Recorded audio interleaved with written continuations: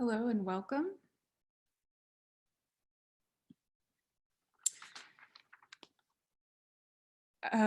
So I wanted to welcome everyone to the first Russell Sage Foundation webinar. The foundation is dedicated to strengthening the social sciences to better understand societal problems and develop informed responses.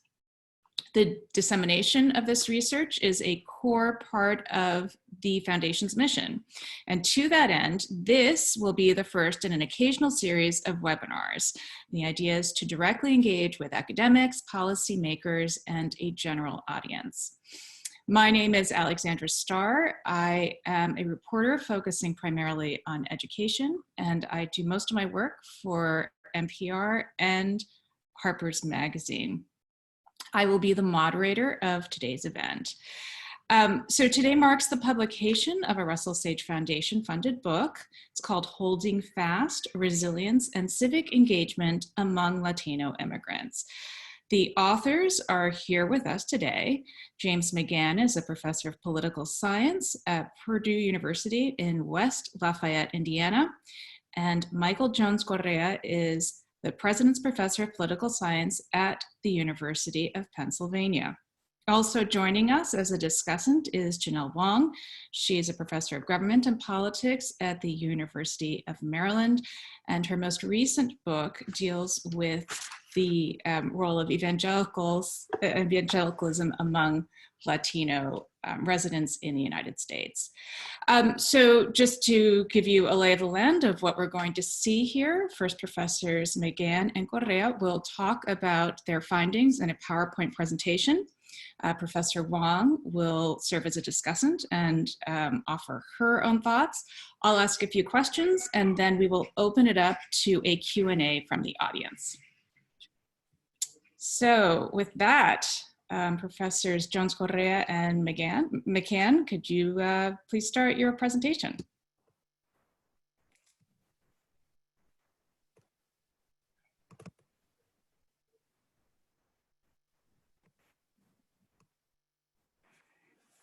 Okay, I trust that you can hear me. Please say something if I'm not coming across or if the screen share isn't working.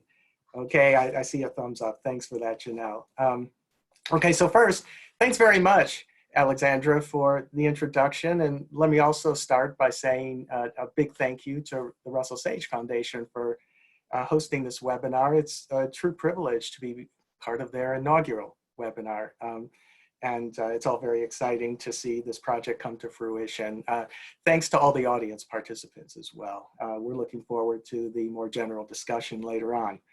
In these opening few minutes, Michael and I will give a broad overview of the book. The running question that frames the analysis is how immigrants have responded to the Trump era. The book begins with a brief discussion of the politics of immigration over the last few years leading up to the 2016 elections.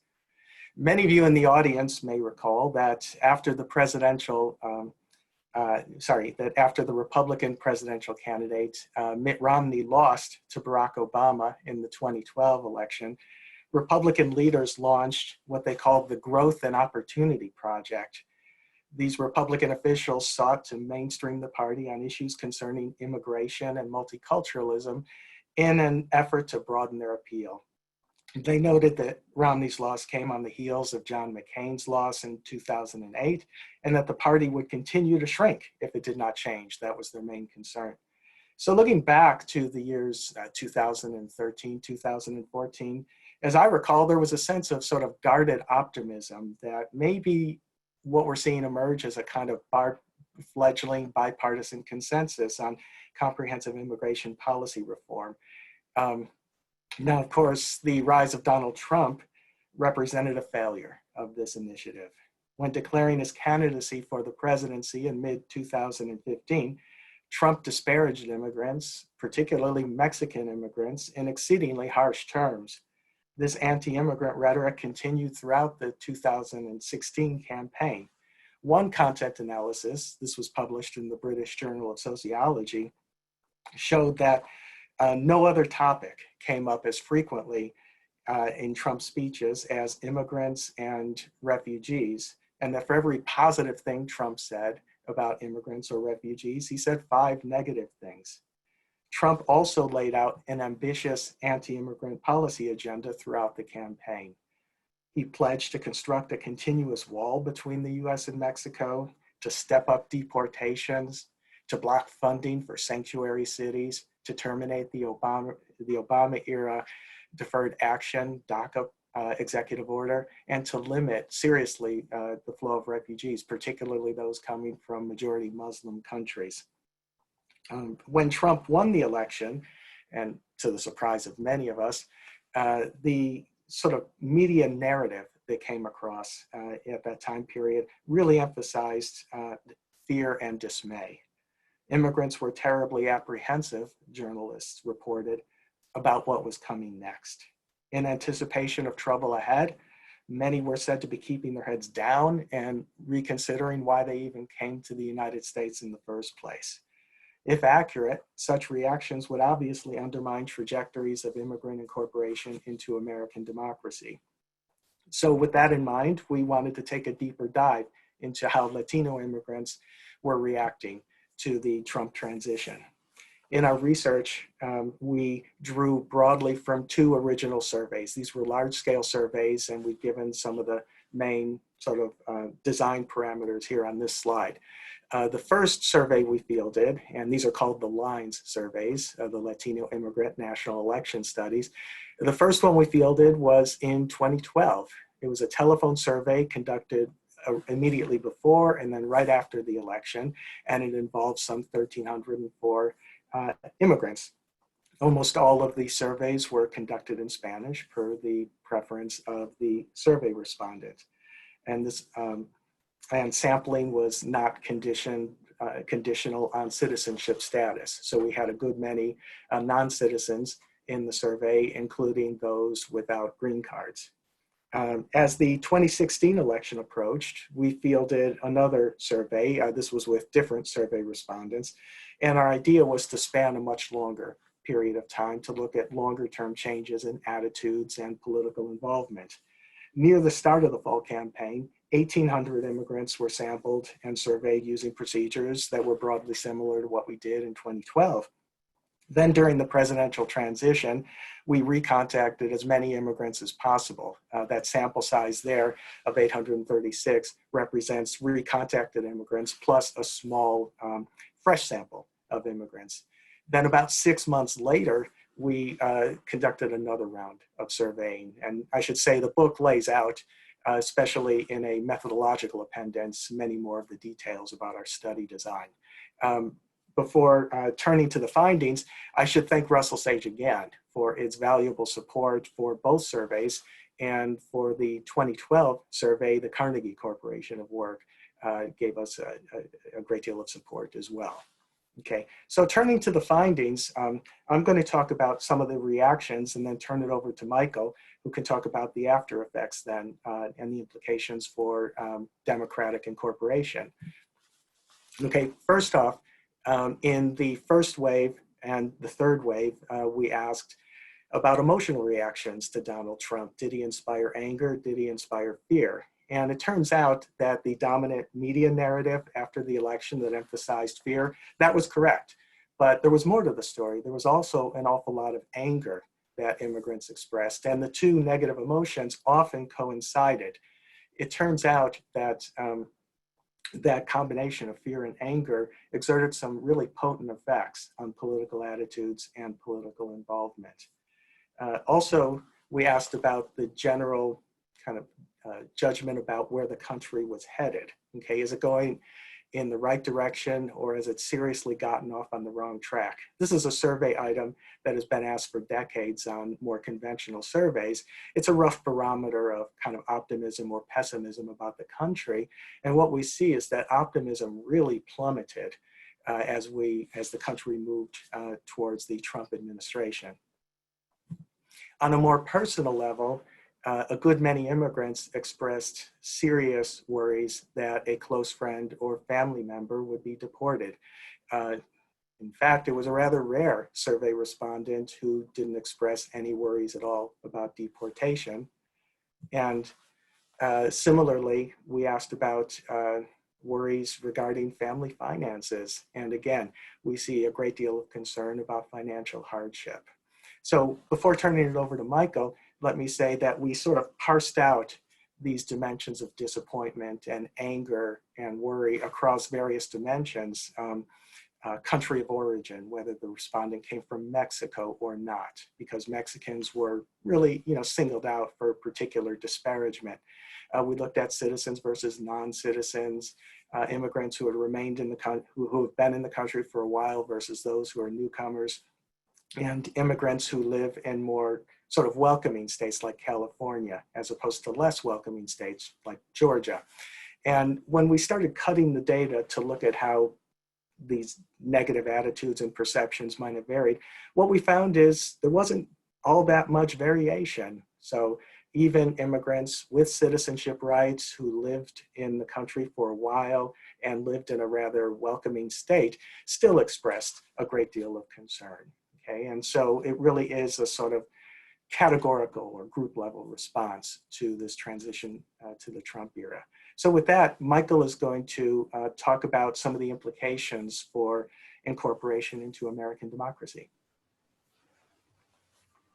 Great, thank you, Jay. And again, thanks to the Russell Sage Foundation and to all of you here in the audience who are here listening to us. So Jay, next slide, please. So this is sort of continuing the kind of pessimistic response that Latino immigrants had to the Trump administration as it's taking office. And the really striking thing here is, Latinos are expressing doubts about not only the direction of the country, but also about whether government will actually benefit people like them. So you see from 2012 where,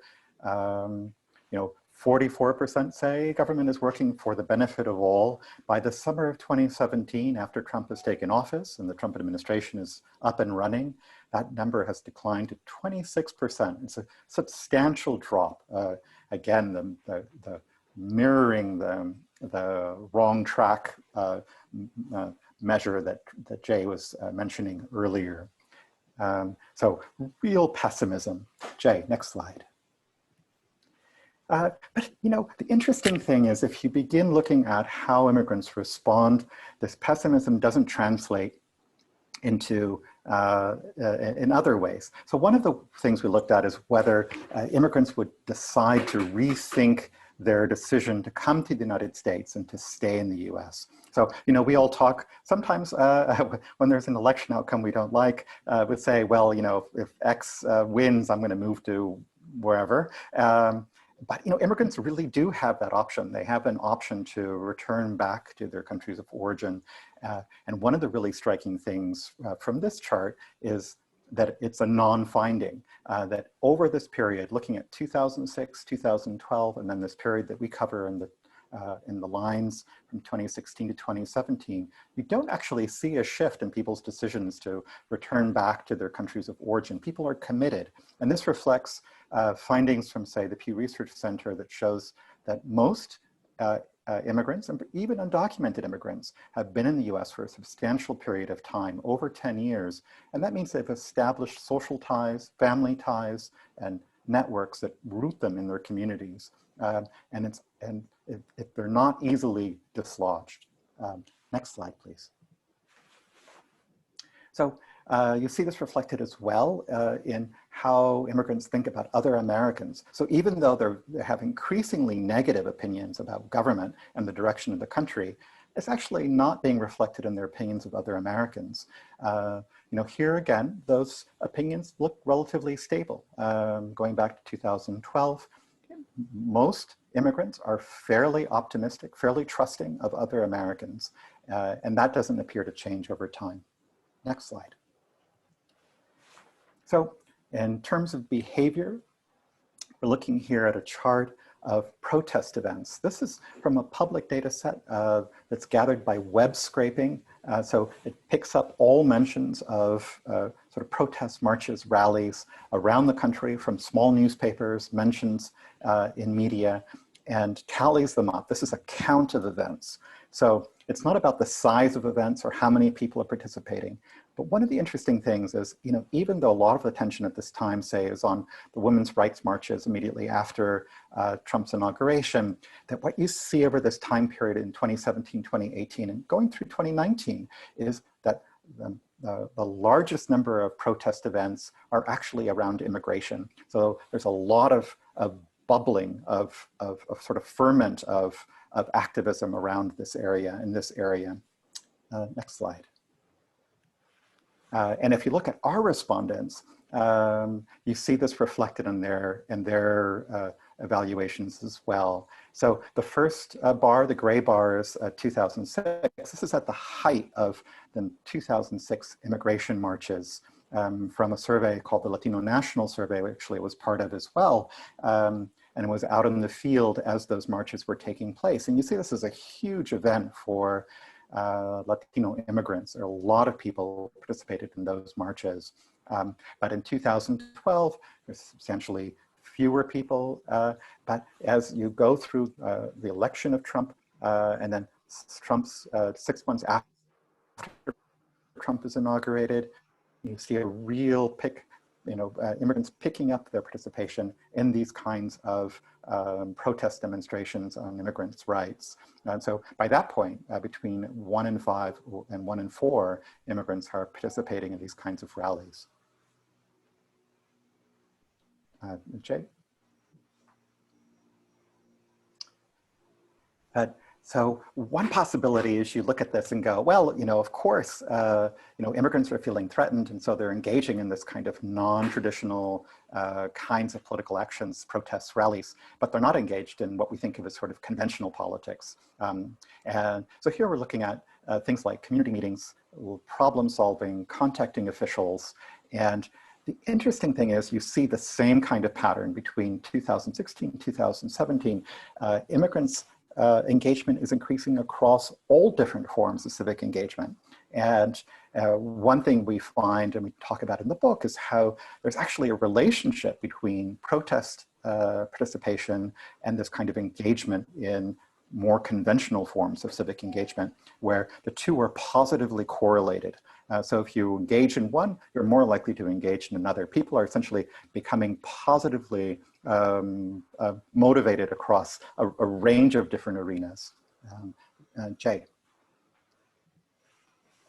All right, so we've been sort of working our way through this rather quickly. Here we are at our takeaways. So as Jay mentioned, the narrative, the coverage after the elections emphasizes fear and withdrawal, and that is part of the story. It is not all the story, and it's not even, I think, the main part of the story. So what these surveys indicate is that people are actually feeling quite angry, angry and fearful, but certainly angry about the direction the country is taking after the 2016 elections. And we find that this does not lead to withdrawal. In fact, the opposite, that people are actually more engaged across a range of different dimensions, and that this sense of anger, again, correlates with engagement. And the sense of fear is as much about the fear that people have for others, their family members and friends who have the possibility of being deported. And this is also a motivating factor for people's civic engagement. As Jay mentioned as well, we don't find a lot of variation on the basis of people's legal status, their time in the US, their state of residence, and country of origin. I have to say, if I were to sort of highlight a part of this study that I find the most surprising, it's these findings. We don't see variation. So you might expect, for instance, that undocumented residents would be the ones to go sort of into hiding, and that citizens would be the ones who are more engaged. But we find that the patterns of civic engagement are true across legal statuses. So everyone increases their civic engagement. And these trends we find as well hold regardless of whether you're living in, say, in California or Arizona. So again, you might expect that, say, in California, you don't feel threatened, so maybe you don't engage as much. Or in Arizona, you do feel threatened, and so you engage more. But no, the patterns are very similar across these states.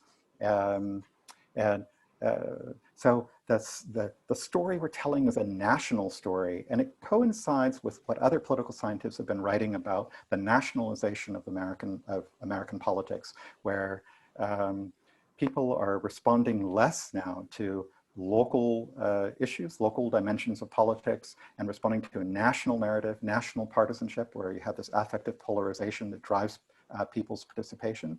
And it's interesting to think that this is also reflected in the way that immigrants are engaging in politics in the United States. That seems one possible read of our findings is to come away with and say, immigrants are also responding to these national narratives rather than sort of what's happening in their immediate context.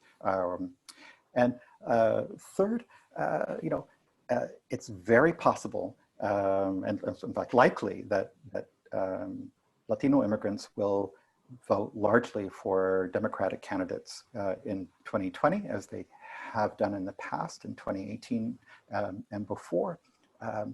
But we want to suggest a little bit that immigrants in a sense are voting Democratic in a sense by default, that it's not because the party is doing such a tremendous job in reaching out to new immigrant voters. Campaigns in general tend to discount new voters or potential voters in favor of voters who have been regularly active in elections. And so this almost automatically means that immigrant voters tend to be discounted. There is a possibility, and something would sort of be interested in talking about, is whether there's an opening for the Republican Party to revisit that 2012 document that Jay mentioned that was put together after the 2012 elections, where the Republican Party was actively considering reaching out to new voters and particularly to new immigrant voters, new minority voters.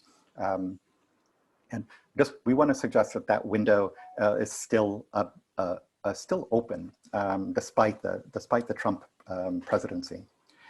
And finally, just to say that why does this matter? And it matters in part because immigrants are a substantial portion of the American electorate.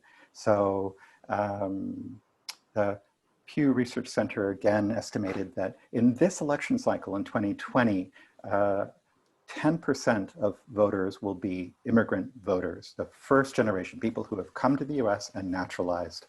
And the Census Bureau estimates that at least 20% of voters will be immigrants or their children.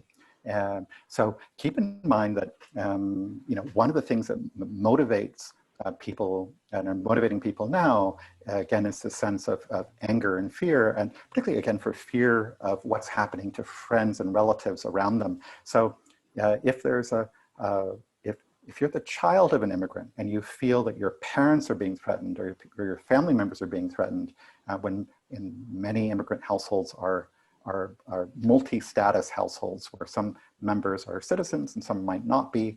So if you feel that your people around you are being threatened, this can serve as a motivating force. And something that we didn't have a chance to talk about in the book very much, because of course the pandemic sort of came into play after the surveys, but the impact of the pandemic on immigrants in particular, it's had a disproportionate impact on Latino immigrants, and this will have a kind of motivating effect as well. I would say. So I'm going to stop there, and Jay, you should jump in case there's anything that I forgot. But I just wanted to say thank you to you all, and welcome your questions. Yeah, let me just thank you, follow up. Thanks, Michael. I'm going to stop screen sharing, and we can get on to the more interactive part of this session. Thank you so much. That was cool. I'm going to turn it over to Professor Wong now. I'd love to hear your thoughts. Thank you, and congratulations to Michael and to Jay for all the years of data collection and producing this book. I'm so happy that we have a chance to have this discussion. I am going to try to keep my remarks brief, but I wanted to highlight some contributions and talk about some of the interventions I think that this book is making. First, I think that this book does offer a new perspective in an environment that is really obsessed with Trump's words and actions. I think this book does a great job in terms of flipping the script to highlight those affected and directly targeted by the anti-immigrant policies that Trump has advocated for. Another really important contribution is that emotions are at the center of this analysis, and this book taps into feelings of anger and fear in a deeper way than most analyses, and also attempts to theorize this dimension of political attitudes and behavior. And so, you know, we are so used to thinking about civic engagement as partly a function of resources, and I really like this turn towards thinking about emotions as a resource here, especially given that, you know, you're talking about some members of the Latino community that have been really under-resourced, that have been really marginalized, and still you see this activism. A huge contribution is the change over time aspect of this book. The data source, and I think it's clear from the presentation, the data sources upon which this manuscript is built really allow the authors to track the same cohort over time and to study this exogenous shock of the Trump campaign on a sample of immigrants. And that is a really special part of this book, I think, and something that I haven't seen very often, and I think it is a really important contribution. In terms of countering assumptions, I can't stress enough that, you know, there is this assumption and there's this language about undocumented immigrants in particular retreating to the shadows, or that shadow metaphor is very, very strong. But really, this book shows that immigrants, including undocumented immigrants, engage with and maintain a strong presence in US political life. This is an important counterpoint to show in this robust empirical way. And then in terms of geographic unit of analysis, I think I really appreciated that Michael brought this up. You know, Karthik Ramakrishnan and others have really been forwarding this important argument about the role of state policy and variations in state policy around immigration federalism. But, you know, I think this book pairs very nicely with those arguments that national forces are still very much shaping immigrant public opinion. And, you know, this raises this question, I think, is Trump as a figure driving that attention to the federal immigration context? How would we expect that to change?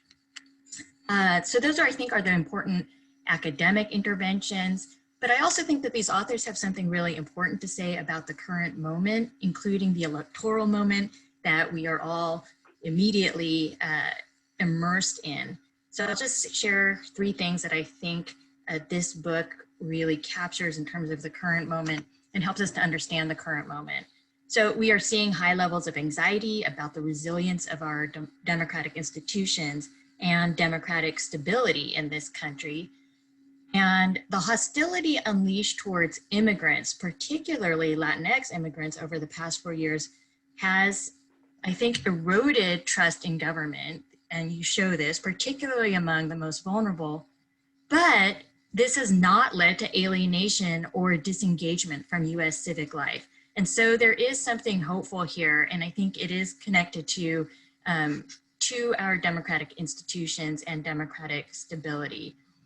Second, protest, especially over the murder of Black men and women at the hands of law enforcement, is so top of mind right now. And protest is also a focus of this book. So I think it is critically important to see the connections across these social movements and communities. And I see there are several scholars on the call on this meeting that have been contributing to this. And this is, I think, another important way in which this book really speaks to the current moment.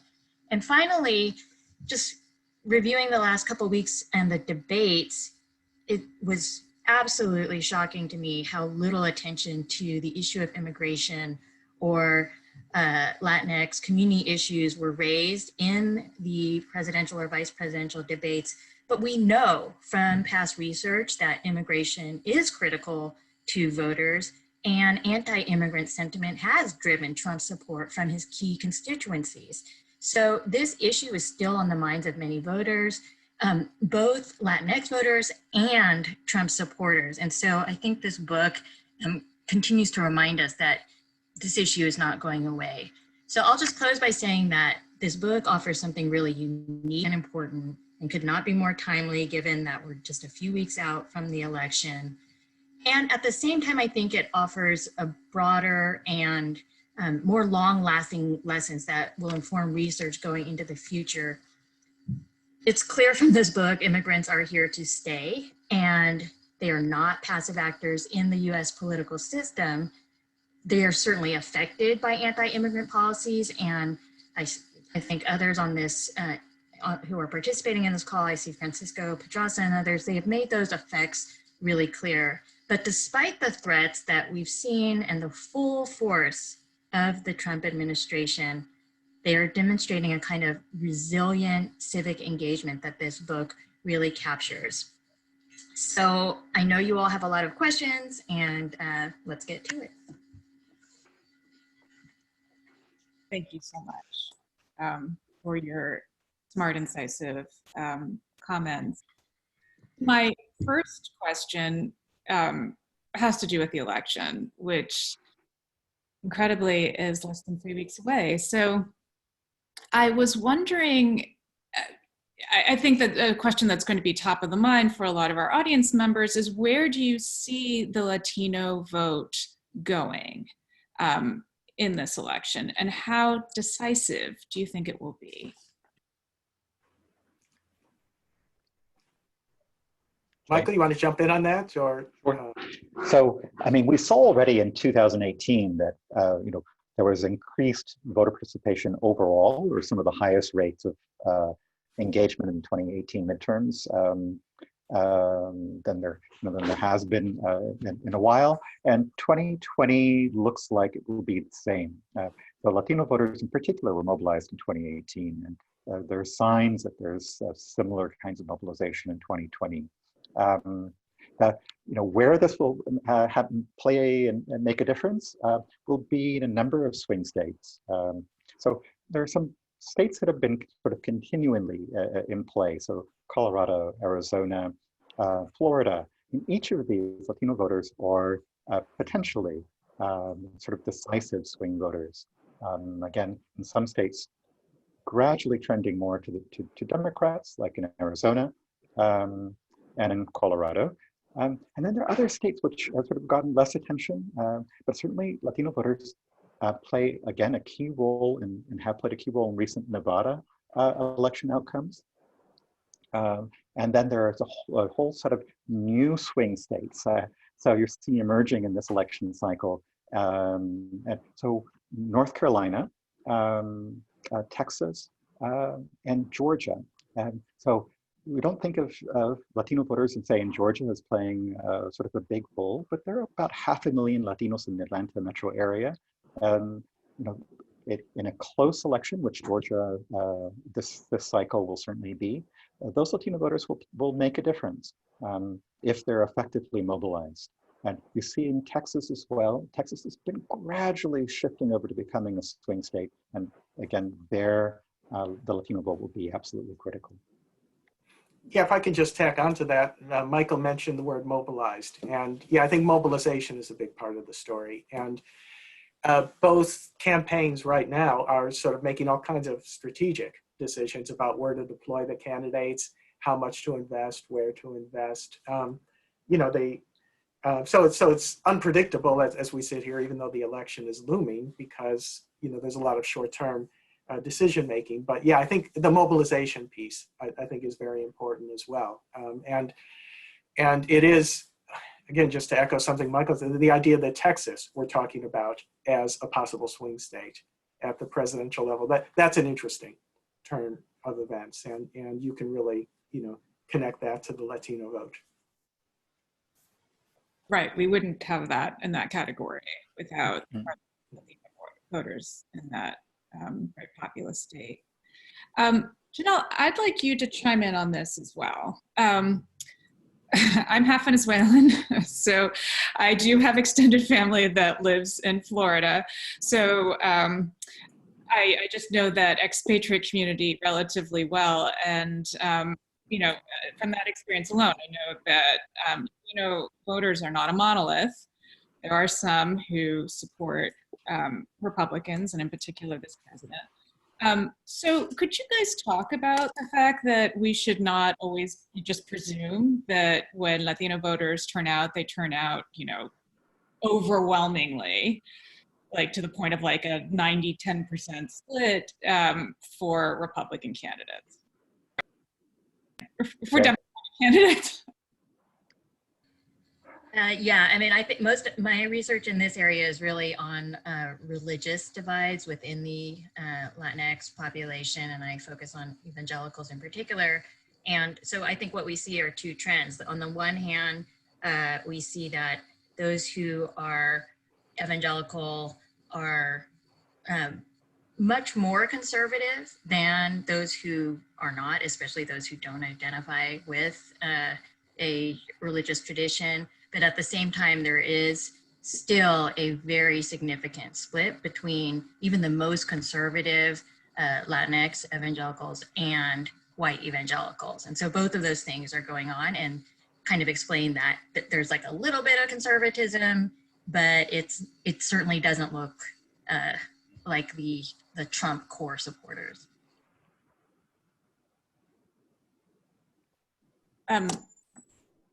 Professors Jones-Correa, Yeah.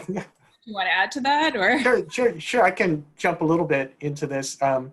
Yeah, and among the takeaways, right, that we listed, that we didn't really go over a lot of data findings, you know, in the presentation, but we just sort of said that the Latinos in our study, the foreign-born Latinos, could not be said to be, you know, solidly in the Democratic Party camp. To give a bit more of the storyline there on that, yeah, the incidence of party identification, right? When you ask, you know, generally speaking, which party do you affiliate with? Yes, there are more Democrats than Republicans there by maybe a factor 4-to-1 or more. But it, you know, the sort of, you know, a big category is the I don't know yet, or somewhere in the middle, unaffiliated. And so that's why we suggested that, at least for foreign-born Latinos, party identification tends to be rather thin. So there's a tilt towards the Democratic Party, but it'd be hard to say that, you know, immigrants are solidly in the Democratic Party camp. And in fact, one of the themes in the book that we expand on is kind of party perceptions of parties and representation. So we asked in our surveys, which party best represents the interests of Latinos? What about immigrants? What about women and children and small businesses? And in general, we see an awful lot of kind of noisiness or uncertainty there on that. Even among people who identify as Democrats, the party sort of, call it branding, I guess, or you know, representativeness, it's still not kind of solidly understood. And so that's why we suggested, Michael suggested at the end, that you know, this is a part of the public that is you know, pretty well situated within the country and has an abiding faith in the country, but at the same time, they're sort of open to persuasion in terms of being pulled towards either partisan camp, even if for this particular moment, they really do tilt more towards the Democrats. Great. So I'm going to ask just 2 more questions, and then we will open it up. So I already see some questions in the queue. So something I found very interesting in the book is that you talk about the fact that about 45% of the foreign-born are naturalized citizens, so they have access to the franchise.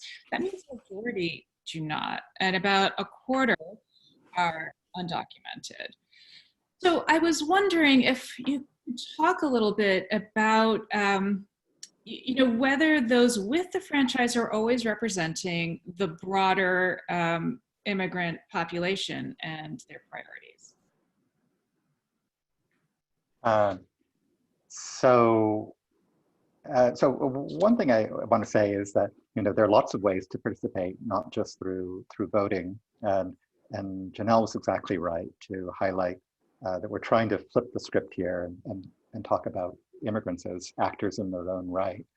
But you're absolutely right as well, Alex, that not all immigrants are even eligible to be voters. I mentioned in the concluding remarks that even if immigrants themselves aren't eligible to be voters, often their family or family members are. And so they're being represented by their family. And so they influence the votes of particularly the second generation. So there are two ways in which the Latino electorate is changing. I mean, one of them is that people are naturalizing. So the people who naturalize tend to be older, slightly more conservative. And then the second way the Latino electorate is changing is by the people who turn 18 every year. And that number is actually as larger than the people who naturalize. And of course, it's much younger, much more liberal, much more progressive on a set of issues. Of course, also less likely to vote. So there are ways in which this Latino electorate is changing on both ends, through naturalization and through this cohort becoming adults. But let me, to circle back, maybe you're asking about differences between non-citizens and citizens, and to echo something that was mentioned earlier, and it's in the book, citizens and non-citizens in the main, did not differ that much in terms of their reactions to President Trump or their sense of disappointment and so on. It was a surprising, as Michael mentioned, that was kind of a surprising, largely non-finding for us. We expected to see a bit more of a difference across the two blocks. That is very intriguing, the comment about those who are aging in to being voting age and how their own priorities and, I guess, experiences probably differ from those who are naturalizing. This is a slightly theoretical question, but it just struck me. The fact that there are different ways to be involved. So even if they don't have access to the phone, the fact that people are participating in rallies, even when they're undocumented, and you can imagine that there's a certain amount of risk that comes with that. How significant do you find that to be? And what kind of impact does it have ultimately when we see that number of people pouring on the street?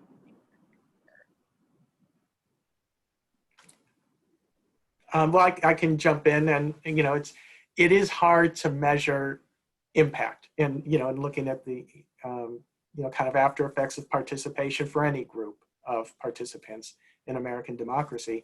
But I guess one thing I would mention is, not only do we kind of gauge substantial involvement in protest activity, but the fact that that kind of activity correlates with other kinds of very everyday sorts of behavior, contacting a government official or going to a local meeting to fix some sort of problem, going to a school board meeting, that kind of thing.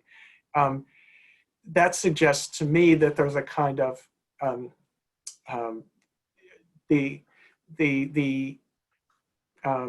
an expansiveness to participation that could conceivably, have an impact. If, the net effect of any one protest event, well, that's hard to gauge, but it might be rather modest, depending on, the scope of the protest event.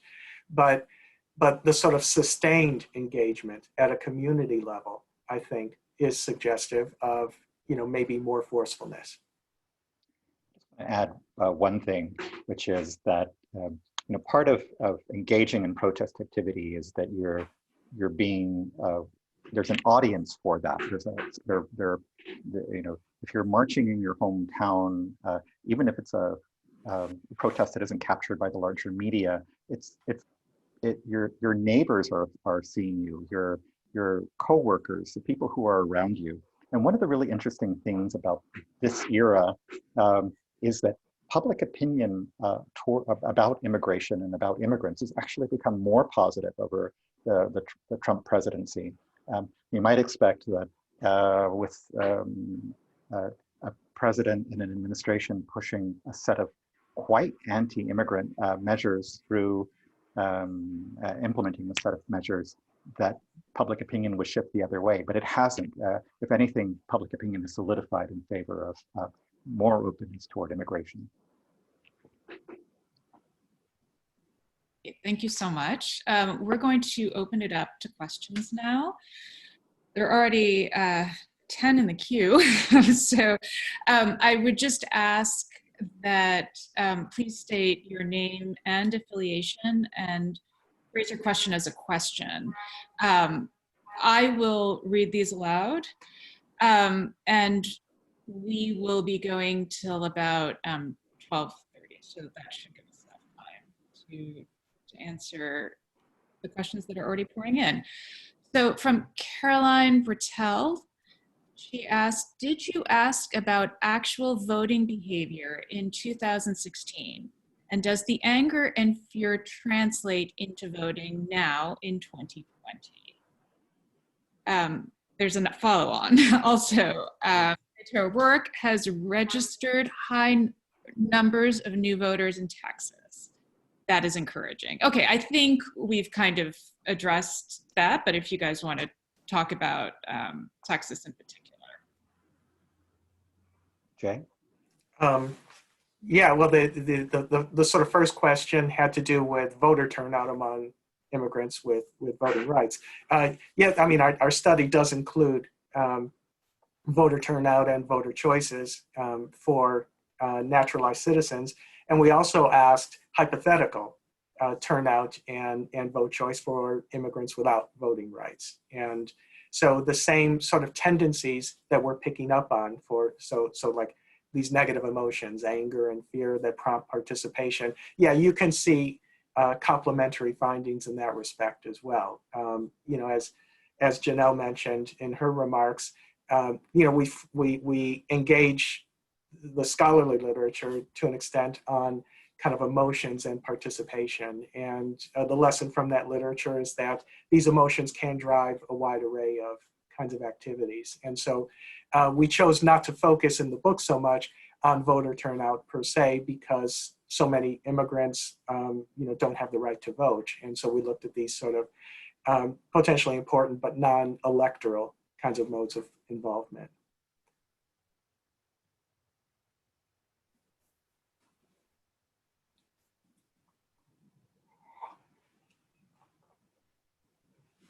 You're muted, Alex. Yep. Alex? Sorry. From Juan Diaz. In your research, did you find what was the split between Latinx who associate with the Democratic versus Republican Party? So, I mean, just to pick up with what Jay was saying earlier, for first-generation immigrants, often the modal response is to say that they're not associated with either party. So this is particularly true for recent immigrants. And immigrants who come into the United States have to learn about politics. They have to learn about what these parties are and what they mean and what they stand for. And so there's a learning process, which Jay and I have both written about, particularly with the 2012 lines. So there is a portion of even the first-generation immigrants who identify as Republicans. They tend to be a pretty small, relatively small fraction. But I will say that one of the things that struck me in the results for these surveys is not so much party identification, but we had also these feeling thermometers for the candidates, and the feeling thermometers for Trump, again, overwhelmingly negative, but there's still a portion of, let's say, I don't know, Jay, what was it, like 20% maybe, that and maybe that had warm feelings about Trump, and in some of these temperature measures, those temperature measures were sometimes higher depending on how you ask the question. So that struck me as quite interesting. It goes back to what Janelle was talking about, the role of religion.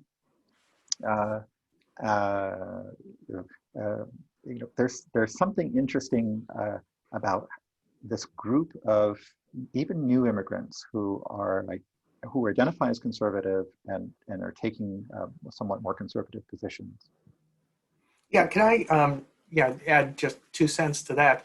Another thing to take off on what Michael is saying, when we look at partisanship in among the lines respondents in particular, there's so much kind of attention given these days to what might be called negative partisanship versus positive partisanship. Negative partisanship is the idea that, if I'm a partisan, I come to that because I really dislike the opposition party more than I like my own party. Okay, more positive partisanship is my preferred party, my heart is really with them and I'm just sort of indifferent or not terribly negative towards the opposition. Okay, and one of the stories in general about American politics today and party politics is that in sort of all quarters around the country, we've seen a rise of negative partisanship. So, and that this sort of relates to the ongoing polarization in American party politics. So somewhat in contrast, immigrants who follow their own path, as Michael was saying, towards party politics, and many of them, it's a difficult path, and the parties themselves don't always make it easy, right, to facilitate bonding and partisanship. But when you look at these feeling thermometers, they're just kind of general scales of like or dislike that are common in survey research. When you look at immigrants who say they're Democrats and you look at their sort of feelings towards the Republicans, we don't see as much negative partisanship there among immigrants as you would expect to see within the general public. And so this is a sidebar to our storyline, but in a sense, as immigrants become more incorporated into the American party system, there might be some positive spillover effects in terms of the nature of partisanship in the main, right? Within the country, we might kind of introduce a bit more kind of positive partisanship, which used to be the norm, say, a generation ago. Thank you for that. From Angela Ocampo, thank you, Michael and James. I'm so excited about this book.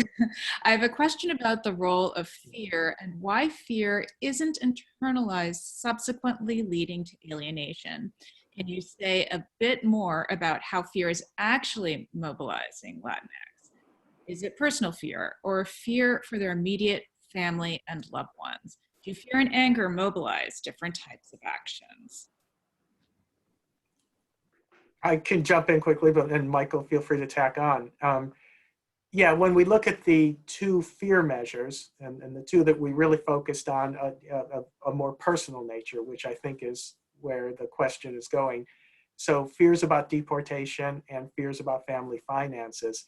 One thing that comes across in the analysis in the book is that deportation worries were more salient in terms of stoking participation and in terms of stoking the sort of loss of faith in American governing institutions relative to financial worries. Okay, so which I think is interesting in and of itself, because in the discipline of political science, there was a huge academic literature on kind of economic voting or the role of economic attitudes and public opinion.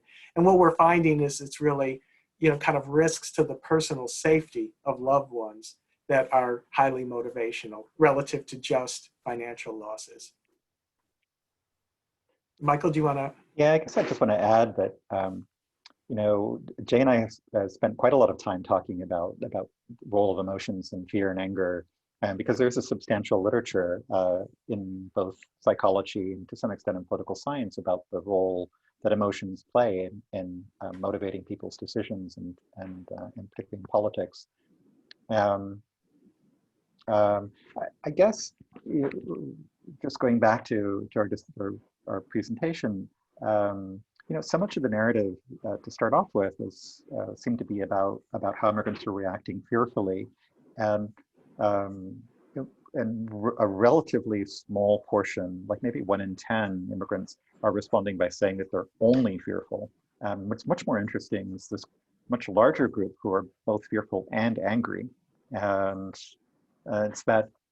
So the way that the literature plays out is often that anger is the mobilizing emotion. So the fact that people are both angry and fearful is a sort of potent combination, as Jay was discussing, particularly if you're fearful for your family and for people around you. So I do think this is a longer discussion that I would love to continue, and that we hope, I think, we can continue in our work, that the role of emotions and mobilizing people. From Francisco Pedraza, how might the immigrant resilience that you observe serve as a remedy or solve for the various democratic and governance crises that we face as a nation? How might the immigrant experience be marshaled as an asset to save the republic?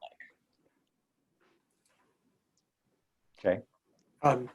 Hopefully, that's an interesting point that's being made, and thanks for that comment. How might it be marshaled? I think sort of marshaling is going to depend on context, I suppose, and opportunities to exert voice or make a difference in civic life. The future, even in the short run, is uncertain. So it's difficult to say, in the post-election environment, in a climate of uncertainty or instability.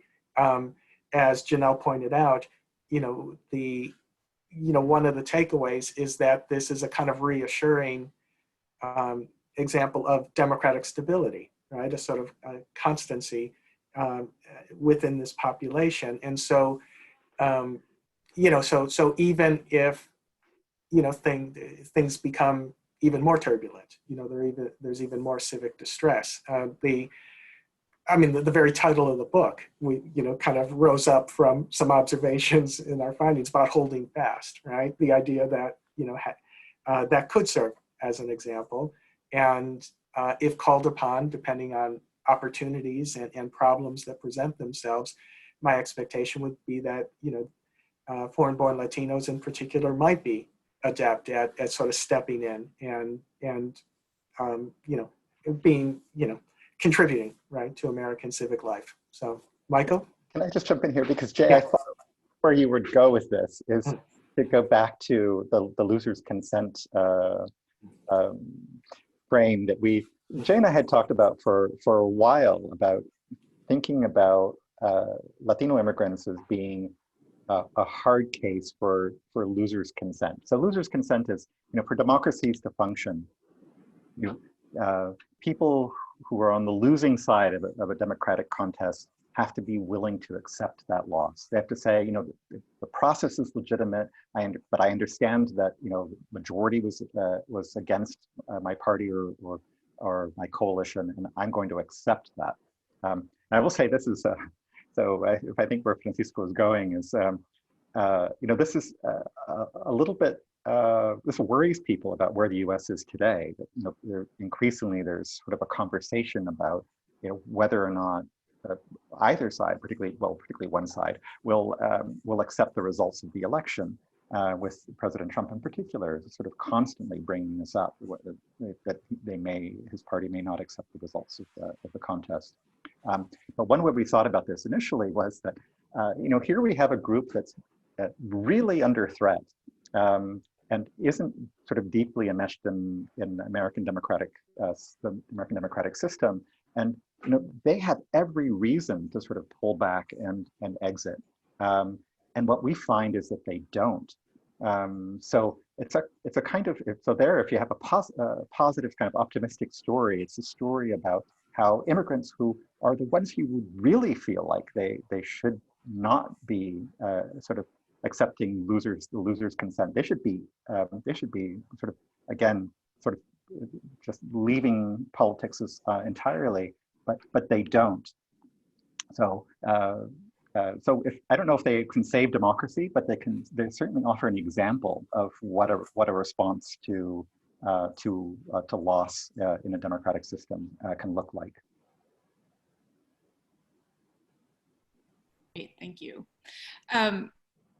So Alvaro Corral wrote, if much of our understanding about mobilization is related to resources and social connections, does the pandemic undercut Latinx's ability to draw and leverage these resources during an election season?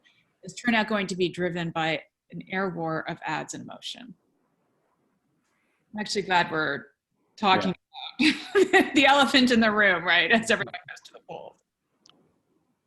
Yeah. Thoughts on this, Michael? Yeah. Well, I mean, COVID, as I mentioned earlier, COVID really disproportionately affected the Latinx community and immigrant communities. I mean, I was really just struck and appalled by a neighborhood where I did my dissertation fieldwork in New York.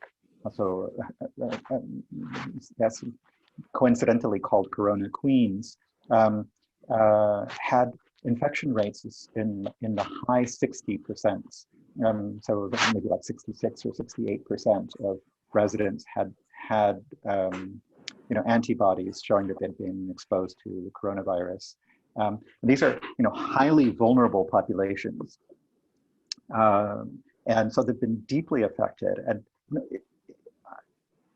we don't, and we can't really say anything from our study, but we don't really know how that's going to shape their engagement. But if it contributes to this feeling of both of anger, of feeling enraged, then yes, it will probably lead to higher turnout rates. If they can direct that anger, if they perceive that somebody is at fault or at blame.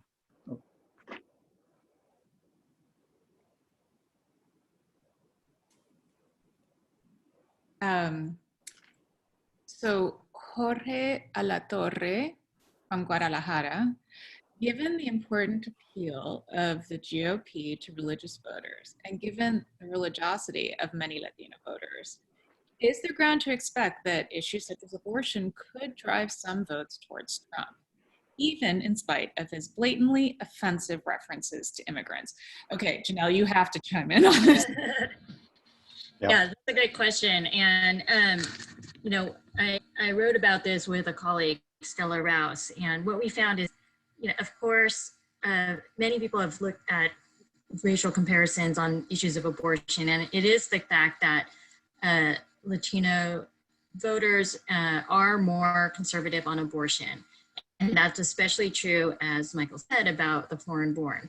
But those viewpoints have remained very steady over time. And we have not seen, in those places like Florida or others, that abortion attitudes are driving vote choice among the vast majority of Latinos. And so I think the bottom line is really, if you just look at religiosity and not look at race, then you might think, oh, those attitudes are going to be determinative of vote choice. But what we see is that both Asian American and Latino immigrants in some respects demonstrate much more conservative attitudes when it comes to either religious behaviors, like being more fundamentalist, let's say, or attending church more. And Latinas are more conservative when it comes to abortion, but their vote choice does not reflect that. They are clearly making, they're clearly considering other issues, even though it's also true that those who are most conservative on abortion will be, slightly to the right on vote choice and on partisanship as well. So both things are going on. Within the community, we see a role for religion, and across racial groups, the whole religious category of, let's say, evangelicals or Catholics, we see a role for race that moderates those kind of most conservative attitudes. Very interesting. Thank you. This is from Julia Preston with the Marshall Project. done fantastic work on immigration and also the role of deportation and how that's impacting communities across the country. Her question is, where do Puerto Ricans fit in this picture? I'm assuming you did not treat them as immigrants. What impact do they have on Latinx immigrant groups in places like Florida, New York, New Jersey, where they are a major part of the community? Yeah, it is true that we did not include Puerto Ricans in the line study. And I would agree that there could be a major impact. Michael, do you want to chime in on? So the Latino National Survey that we fielded in 2006 did include, of course, Puerto Ricans in this sort of larger survey of Latinos in the United States. And one interesting thing is that, you know, Puerto Ricans who move from the island to the mainland are in many ways exhibit political behaviors that are like those of immigrants, which is Puerto Ricans on the island have very high political participation rates. But when they move to the mainland, they, like immigrants, take a while to sort of become fully mobilized in the political system. So even though they're citizens and can vote right away, it will often take them a while to do that. So you see this playing out in, say, Florida, where you have a substantial community of Puerto Rican residents who have been moving there now for some decades, accelerating in the last, say, 5 years after Hurricane Maria. And it's unclear, you know, how mobilized they will be, even though, to some extent, both parties now are trying to reach out to them. So in some ways, they're similar to immigrant voters, but of course they have the advantage of already being citizens and being eligible to vote. From Larry Bartels, can you say more about the relationship between Latino immigrants and native-born Latinos? To what extent do you think the findings reported in the book might also apply to native-born Latinos? Well, you know, we've touched on this a bit, that to the extent that that native-born Latinos still retain that connection to the sort of the immigrant experience. They have a social network where family members may still be undocumented, may still be non-citizens. Then they're aware of the issues that shape immigrants, and that will inform their own vote choice.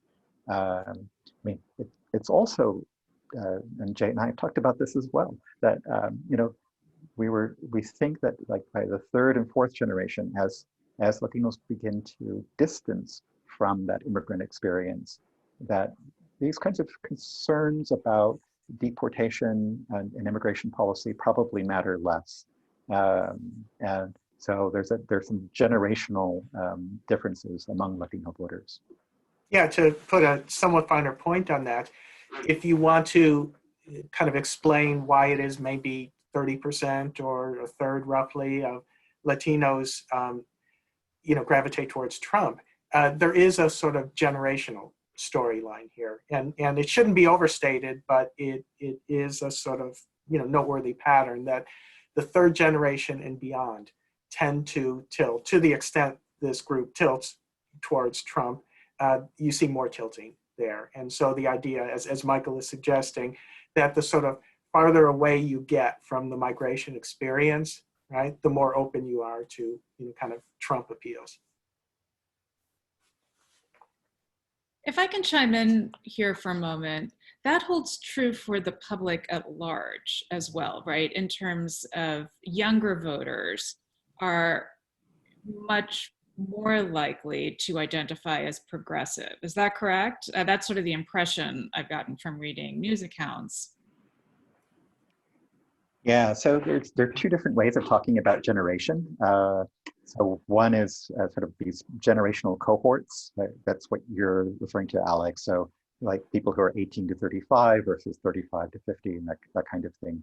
And there is some indication that that younger voters in this younger cohort are more progressive on a range of issues, not on every issue, and they're not necessarily all progressive. When we're talking about generation among Latinos, we're talking about it in the kind of sociological, first generation being people who immigrate, second generation people whose parents immigrated but are born in the US, and then the third generation people whose parents and grandparents were born in the US. Thank you for that clarification. Vicky Finn, Universidad Diego Portales. As you mentioned, familial ties and for family members can motivate increased civic engagement. What did you find about mobilization stemming from organizations like religious affiliations, clubs, groups, immigrant-related NGOs? Is it possible that a group-level membership is instigating the fear/anger emotions, or did this seem to come from a more individual level type of group? So yeah, thanks for that question, Vicky. And I can chime in briefly in terms of our survey findings. In looking at the correlates of participation in both, kind of non-conventional protesting as well as more conventional engagement, the book has a fairly extensive model where we take into account lots of different factors, in addition to the measures of distress that we point to. One of which is kind of connections to a hometown association. If these are among immigrants. So think like, Friends of Zacatecas or something like that. These local groups that are social groups, and they are meant to, embody a sort of civic spirit and remind people of their immigrant roots. So we asked about that in the Lines surveys, and we included that in some of our modeling, and that, we know there is a literature on hometown associations, and they can be very relevant for immigrants in a lot of ways, but they didn't kind of drive a lot of participation. That it wasn't, those kinds of connections weren't a major part of the story in terms of explaining why it is people get involved. You. From Andrew Benalva. There's a lot of diversity within the Latino community. People come from different countries. Were any studies done to break down voting behavior and attitudes by country of origin?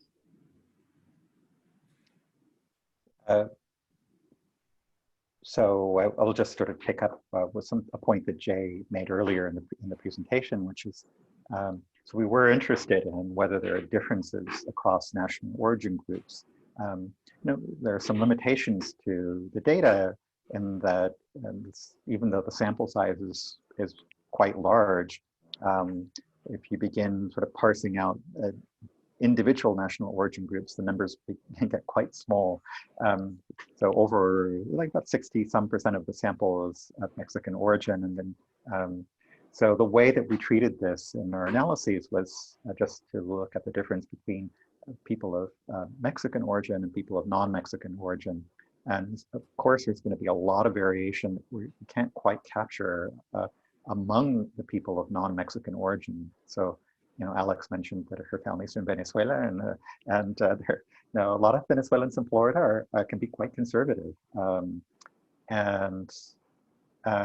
So there's a range of views and a range of experiences that will need a larger sample size to really get at. Janelle Wong is a co-PI for the CMPS, the Collaborative Multi-Ethnic Political Survey, is going to be fielded in this year. Can I get you to? I think I know what you're talking about, but for those of us academics. Yeah. So I'm just going to explain a little. Well, I mean, Janelle should really explain about this. I shouldn't talk, but this is to say that this is going to be a fabulous survey, and it's going to be huge, and it's going to be, I think, going to give us the leverage that we need to really look at some of these national origin differences. But Janelle, you should give a plug for the CNPS. Yeah, I think there are some other efforts. This survey, I think, was very good for addressing the questions asked here. And then there are other surveys that do, including the Latino National Survey did did do some breakouts by, or have large enough samples to break out by national origin. So, but our upcoming 2020 collaborative multiracial post-election survey will also have large enough subsamples to look at some of these questions by different national groups. Of course, it's post-election also, so we'll see what the context looks like. Great, thank you for that. Alcides Velasquez, Communication Studies, University of Kansas. Congratulations on your book. Looking forward to reading it. You talk about threats and also how political identification might not be a force in driving. Political identification might not be a force in driving participation. How much do you think that political involvement might be driven by social identification as Latinos?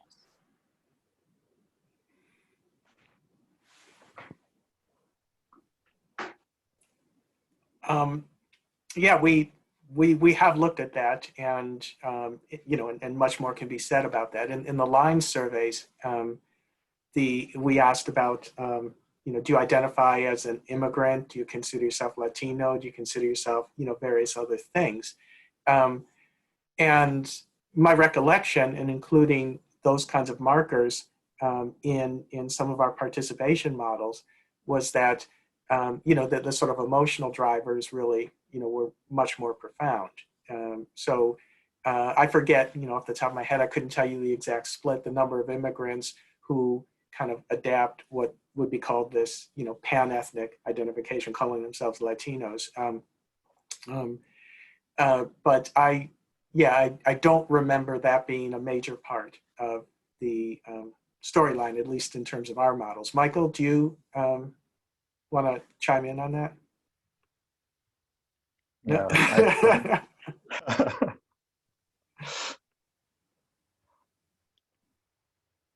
Oh, you're muted still. All right, sorry. Apolonia Calderon. As we see immigrants engaging in political participation, is there any information on how many of these respondents were connecting with a local immigrant organization or local nonprofit? I'd like to add to that. I don't know how much you guys have studied United We Dream, but as a reporter, I get their texts, which come fast and furious, which is quite different, you know, from a lot of the other organizations that I follow. They don't contact me that way. So yeah, I'd be intrigued to hear about some of the trends you've seen.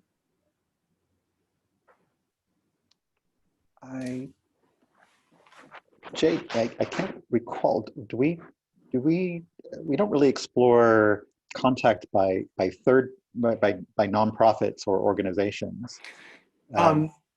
Yeah, to the extent we do ask in the post-election wave, we ask about participation, campaign involvement, Right.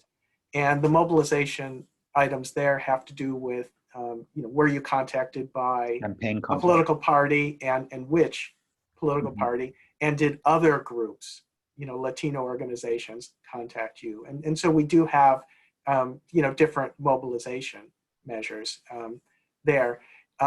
Yeah, as I recall, boy, off the top of my head, it'd be interesting to like have another computer with the data set right up Yes. there. This is all to say that we haven't looked at this Yeah. closely. So I could just, yeah, we could turn this webinar into a workshop. But as I recall, there was a fair amount of mobilizing that was happening during the campaigns, a level of mobilization that I believe came close to rivaling what other surveys picked up within the more general electorate.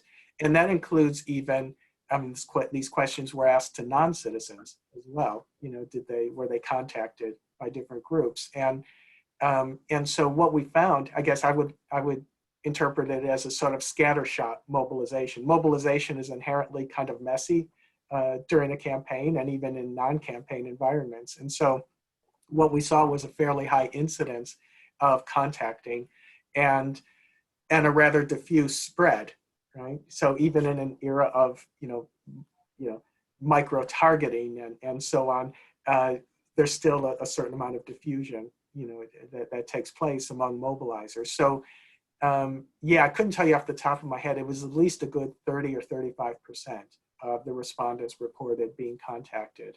In 2016. And I will say that in the surveys that I saw for this summer, late spring, early midsummer, contact by campaigns or organizations. So Latinos reported a majority saying that they had not been contacted yet. And I do wonder, because the Biden campaign right now is so flush with cash. And I've just this past week heard that they're now committing a six-figure buy to social media and radio ads directed at Latino potential voters. Whether there'll be a kind of a spike in outreach in these last few weeks. But it is sort of indicative too that this outreach is occurring only at the very end, and only when there's like trying to find ways to spend all this money. And it's not something that parties have done early on and consistently, and it's this kind of outreach to new voters, particularly immigrant voters. And also these Senate campaigns now that in some cases are just... Yeah. Anne-Marie Clark, I was struck by your finding that Latino immigrants are largely well-disposed towards Americans, at the same time that they express anger and fear related to the political environment. Do you ask about immigrants' personal experiences of discrimination, and can you comment on how such experiences may translate to civic and political engagement? Well, thanks for that question. And we did ask about experience and personal discrimination early on in the study, actually, and then this did not make it to the book, but we were curious about looking at whether levels of discrimination rose, perceived discrimination rose after the Trump election. And we found just, at the margins, not huge differences, a lot of stability in perceived discrimination from before the election to after the election. So that, perceived discrimination did not track with kind of the really significant loss of faith in American governing institutions. It was more of a rather fixed kind of perception. That, as I remember, I have run correlations looking at those kinds of measures and the general trustworthiness of Americans at large. And these are largely two different. The correlations were not, enormous. These were largely two different kinds of judgments that were being made by the survey respondents. I just want to add that, you have to keep in mind that immigrants are optimists, and they come to the US because they, it's a huge leap of faith to make that move to a new country. And so they're optimistic about that move. So other studies have found as well that first-generation immigrants tend to underplay discrimination and experiences of discrimination, and they only sort of recognize that or think of it in structural ways over time the longer they've been in the US. I'm thinking about work by Melissa Michelson in particular. So it may be that our survey, because it's a survey of first-generation immigrants, is not finding these connections because the people we're interviewing are, as I said, largely optimists.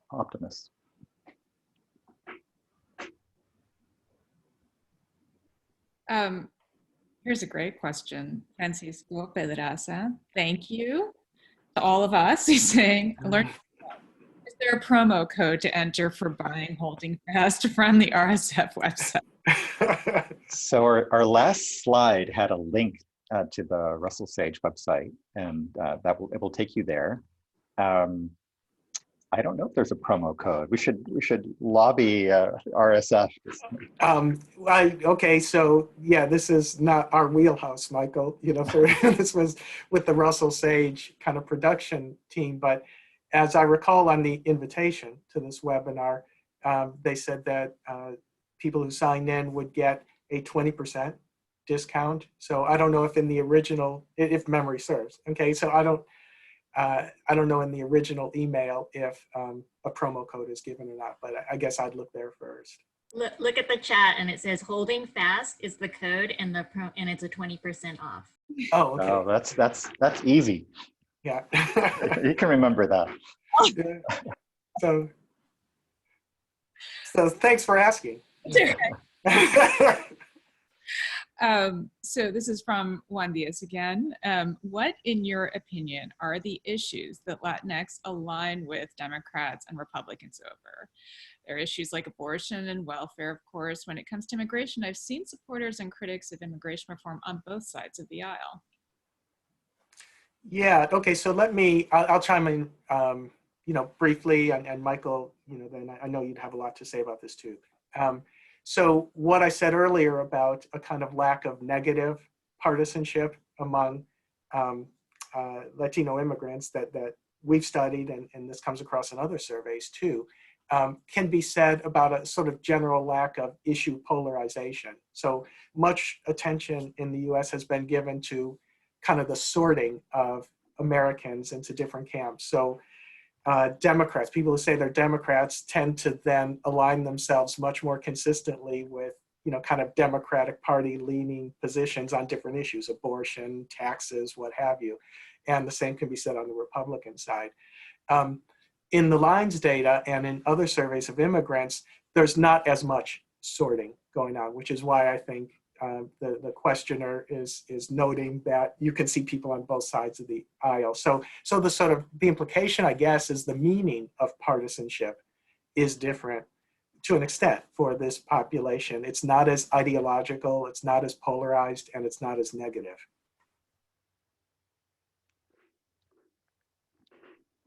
Yeah, I think, one thing I wanted to come back to a bit is,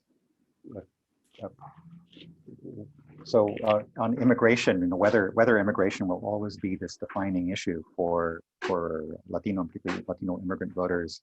And I was thinking about what sort of gaming out what the future of the Republican Party would look like if, say, there's a loss, or even if there's a win,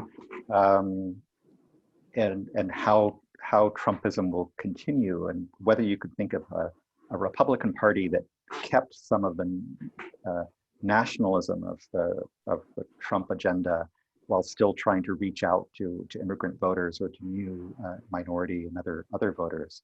And the way I was thinking about this, I started thinking about how I would do this if I were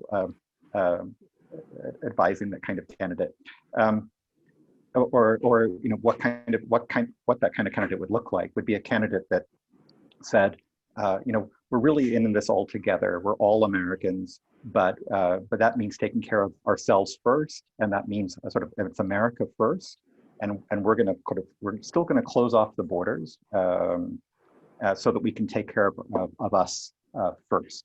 And I suspect that kind of argument, that kind of appeal, would have some resonance even among immigrants and among immigrant voters who are already in the U.S. But I'm really just speculating, and I'm sort of throwing that out there because we're almost at the end, and we'll maybe garner some response. But so just thinking about what the future will hold and what the sort of next round of contestation will look like. I want to thank all of you, all of our panelists, for a terrific discussion. I also want to thank the Russell Sage Foundation for funding this important work and convening us here today. And thank you also to our audience. Fantastic questions, and we appreciate you participating. Yes, well, thank you. Thank you so much, Alex. Yes, thanks, Alex, and thanks, Janelle. Yes, yeah. Thank really you, terrific. Janelle, too. Yes. Thank you. So that convenes our meeting. Thanks again. Okay. Right? Yes. Okay. Yep. Excellent. Okay. Really good to see you both. Thanks, everyone. Yes. Bye-bye.